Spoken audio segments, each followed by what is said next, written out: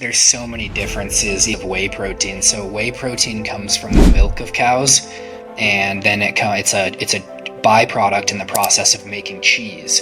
And so whey becomes like a curd. It's really, really high in protein. It's a byproduct of making cheese. Then we can turn it into powder and make whey protein out of it. But traditional whey protein is like whey protein concentrate.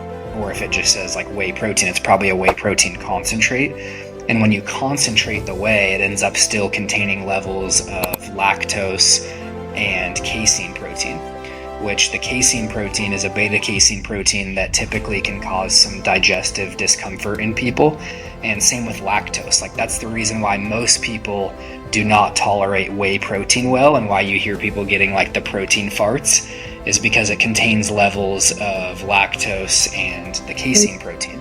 And so that's why if you've heard anyone talk about like you should eat A2 dairy, so A2 dairy lacks the beta-casein protein, which is why it's a lot easier to digest for people, is because it's a specific type of cattle that lacks that beta-casein protein. And so that's why people digest A2 a little bit better.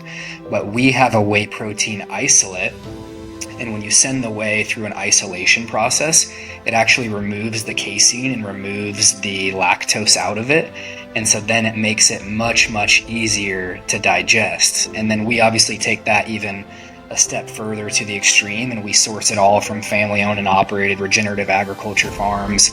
They're entirely grass-fed through their entire lives on Irish fields. So we source it from the farms in Ireland.